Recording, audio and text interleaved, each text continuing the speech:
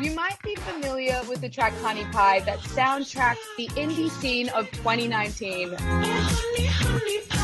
Well, JAWNY is the mastermind behind that release, which captured the attention of many major labels, spurred on his debut collection for Abby.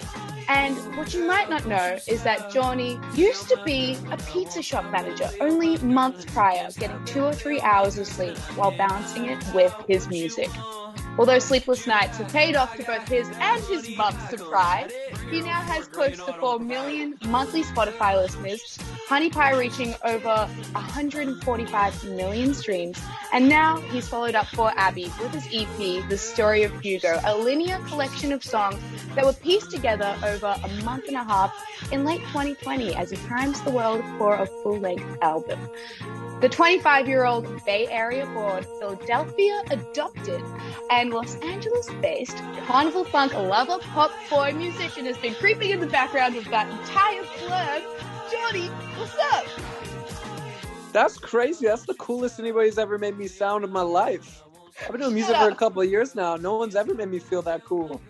Hey, that's what I'm here for. That was crazy. Thank you. You gotta be feeling pretty cool.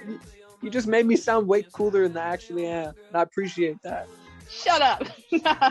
I'm for real. No, I'm hyped to be here. Thanks for having me. And it's for real. Thanks for saying all that. Super nice stuff. Some of those stats blew my mind. I hadn't been counting them in a while. So it's crazy.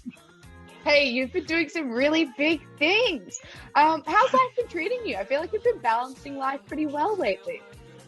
Yeah, thanks for asking. I mean, life's been pretty good. You know, I can't complain. Actually, the last time life was in some sort of way a semblance of normal was the last time I actually came to Australia, which was about February of 2020. And then I feel like everywhere we left on that tour, COVID came right after us. Like we went to Australia, and then right after that, COVID slowly came to Australia, and then we left Europe, and COVID slowly came to Europe. And then once I got back to the States, yeah, it was like a little lockdown time, you know? But, you know, through all that time, life hasn't been that bad. I've, you know, had some highs, had some lows, learned some things about myself, and I'm feeling pretty good as of now. How could I not? You just gassed me up in that intro. I feel good. And I'm here, so woo! Woo! I'm loving the new image, by the way. I'm loving the platinum yellow, the neon yellow. Does it glow on? Oh, you're digging the 90s wrestler haircut? From a green fringe to a yellow fringe. Let's go. Oh, it was a couple hours. It took a long time, but I'm stoked. I was watching a lot of early wrestling, and I told my girl, I said, that's what I want. I want to look like that. And I went and did it. Does she love it? Yeah, she was actually more on board than I was. Oh. And now I love it more. I've had like 6 weeks with it now. So no, we you know, it's like going on a couple dates. We know each other pretty well now, and now me and the hair are tight. We're cool. Yeah, you're going steady with your hair now. I love that. Okay, good. Going steady. All right, let's talk about the story of Hugo. So this collection was kind of your answer to getting some things off your chest that fall in the world of For Abby. But this predates that storyline. Is that right? It does, because when I did the For Abby story narrative thing, I feel like I only told the story of like their the love between two people. I didn't really get too much into the person or the people. You heard like the girl talk a few times, and you knew how the dude felt through the songs he put on the mixtape. But I didn't really tell the story of how, you know, he got there, or how he was in that predicament. And I don't know, it was just eating at me. So I just made a small little EP, and now I feel better. Now it's out. That's good. I love that you felt like you had to do justice to that character. And I really appreciate that you're narrative based, and I feel like you would have thought about the entire world that they sit in. Tell me about Hugo and describe the world they live in. I mean, I don't think I knew who Hugo was until I made the first project. I feel like that kind of led me to Water.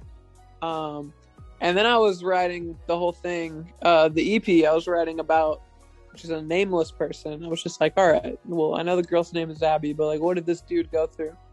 And then I don't know why. That name just kind of came out naturally, and I probably picked it out of a hat or something.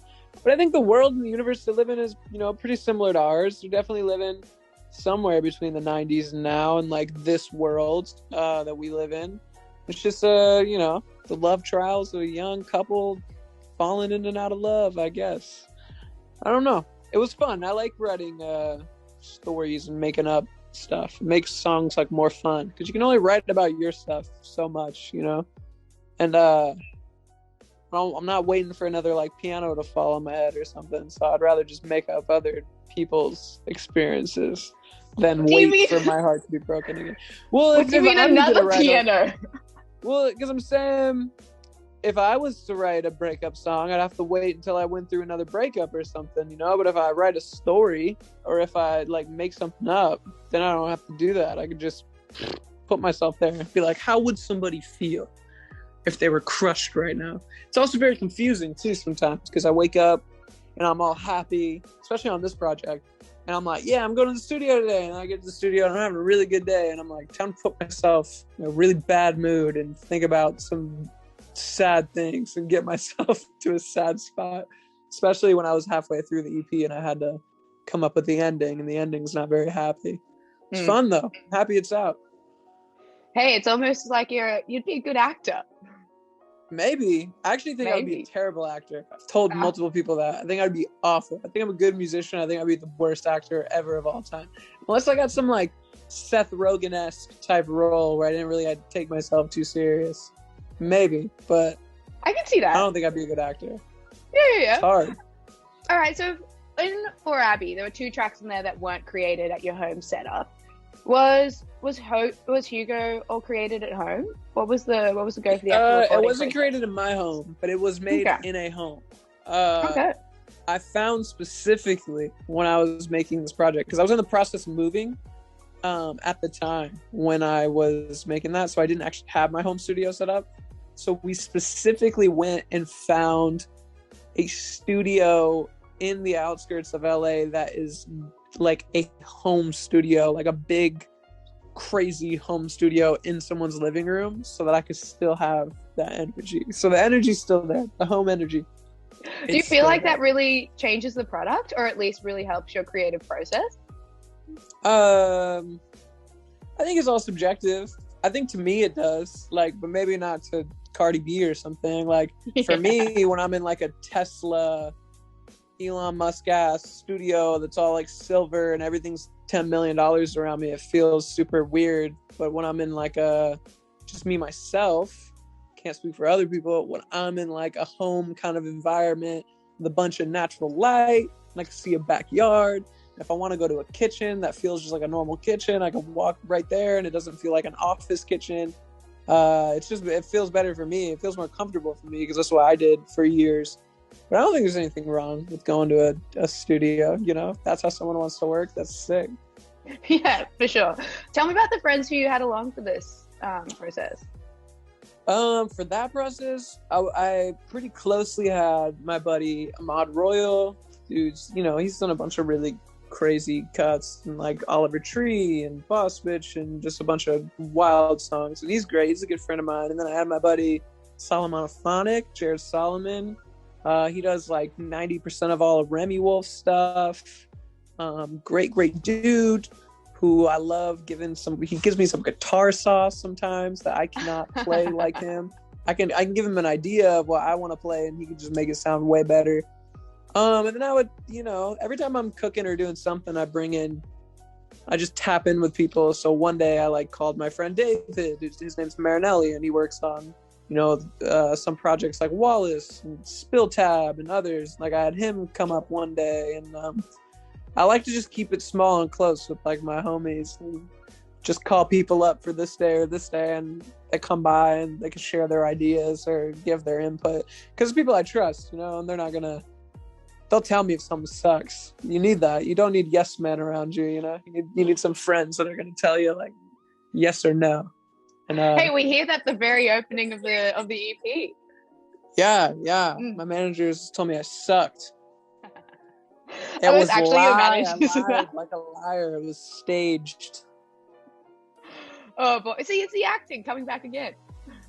The acting. Yeah, I had to call them and I was like, guys, I need you to shit on me for a second. And they were like, no. And I was like, yeah, you gotta. For the sake of art, come on, guys. For the sake of art, brothers, come on. Tell me about the You Should Watch This One interlude, because that iPhone ringtone has tripped me up so many times. I've been walking, listening to this EP and be like, oh shit, I'm getting a call. Yeah. And be like, oh my God. Definitely intentional. I thought that'd be funny if someone's playing that in their car or something. But no, I think it was a necessary like interlude to get from because it's a through, like you said earlier, I like to do the stories and the through line story and not just a bunch of tracks thrown together. But I had to get somehow from Take It Back, which is like shotgun to your face, like explosion, crazy, face melting, all smash stuff, break everything in your house. I had to get from that song to like, this is the saddest I could ever express myself on a song. And I had to bridge that gap, so I thought, it'd be good to have a little buffer in between the two. Also, watch some Grammys. Yeah, you turn on the TV and you see that the girl that you once loved that just left you, broke your heart, she's standing next to some dude on national TV, somebody else. So now you're not mad anymore. Now you're sad. Right when you were starting to get over it, now you're sad. And I don't know. It was a spur of the moment thing. It was mostly a joke, but we kept it on there because it was funny. Yeah, I like it. Kind of reminds me a little bit of Skater Boy, when she's like she sees him rocking out on MTV. Yeah. I think the lines are, and she's just sitting at home with like the children. She's like, oh, damn it. Dude, that's a cool draw because she's badass. Avril. She did it first. Avril's she's the GOAT. An homage to Avril Lavigne. Let's do it. An homage. Right. Skater Boy's the anthem. Yeah. What are your affirmations for the next phase of JAWNY? I don't know. I want to just keep making stuff that makes people happy and try my damnedest to not ever give a product that I don't like out to my fans. Whether it gets,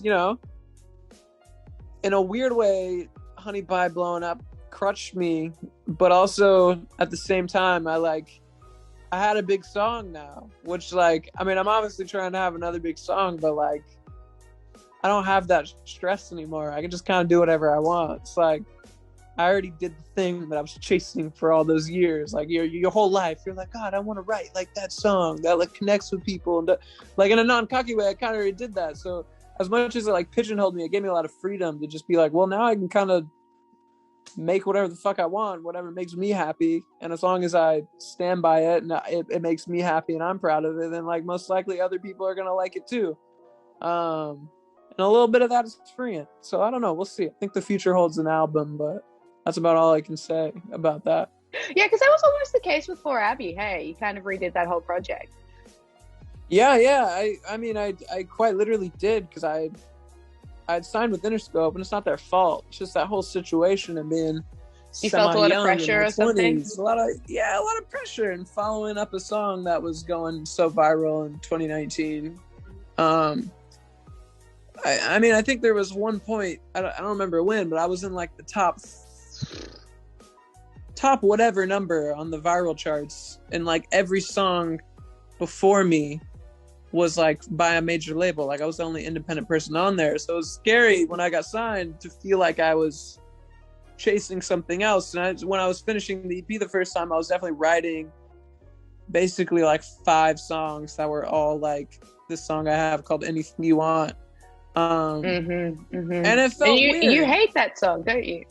I did. I grew to hate it, but not because I didn't do anything for malice reasons. Yeah. I didn't make it trying to get big or get 100 million streams. I made it because I thought that that's what my fans expected from me. So I made it with the right reasons. But the reason why I dislike it is because the only time in my career that I put something out that I wasn't stoked on myself, I didn't connect to it that much. Honeypie I connected with. It was natural. It was organic. I wrote that came out that day in the room, and it just happened to do what it did. But trying to recreate that in an organic way was really odd. And then I think it bummed me out even more when it kind of got good plays. Like I think it has like 10 million streams now on Spotify or something. I just felt icky. But never for any malice reasons. It just sits weird in my heart. And from that moment on, I was like, yeah, I want to remake this EP. And I never want to feel like that again. That was weird.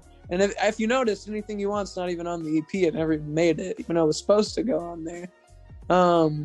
And I kind of just been riding that out ever since. Just never looked back. Not chasing anything anymore. That's a learning It was curve. never money, though. Never money. Never money or streams. It was Important, chasing what I thought my fans expected from me. Hey, he's a fan first guy, really hitting his stride, knowing what he wants. JAWNY, it's been so lovely chatting with you. Thank you so much.